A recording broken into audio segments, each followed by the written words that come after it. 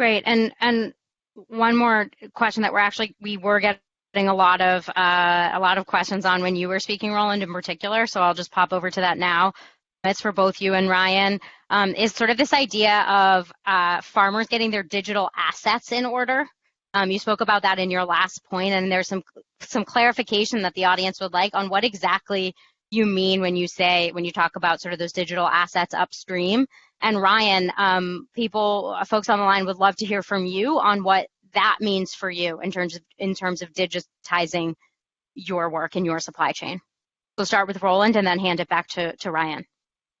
Yeah, what I mean by digital assets could be anything from a story, information in written form that can be used digitally, but ultimately in today's age, thinking video, where when the consumer, if they're shopping online, wants to know where that produce was grown and hear more about the family that grew it, they click on a video, and that video is shot on the farm.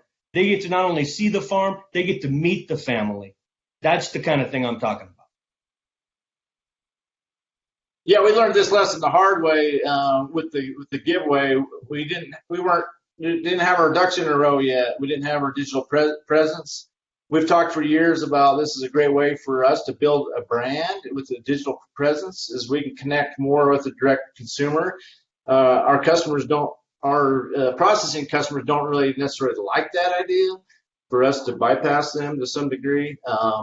But it's a great way for us to be able to connect with that consumer so they can see what our story is and hear and see visually what we are about as a family. And so when our story went global, we were not ready for that, and we didn't have our webpage up and running yet. So we was behind the eight ball. So we learned the hard way. Yeah, and Ryan, I don't think we had time to talk about this earlier, but what types of of conversations has this created for you in terms of? I know you said a lot of innovators, people are reaching out globally to engage with you, but are there any sort of high-level examples you can speak to of connections that you've made in this ecosystem that you think will be beneficial to you moving forward?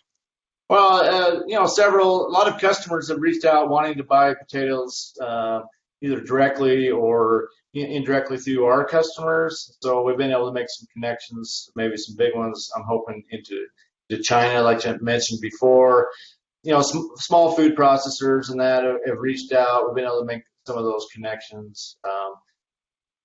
It's more difficult than what people imagine when they start to discuss the logistics of that. They're like, well, can you, I want to, like a company from Las Vegas called me, a restaurant, and they're like, hey, can you ship me some potatoes? Okay, well, do you have a heister to unload them? Do you have a storage? Where are you going to put them? How are you going to unload the truck?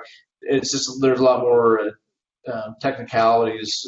It's been a challenge, but I think the ones that figure it out, I think they're going to be those innovators that can solve those problems. They're going to be the ones that make it work. Thank you. I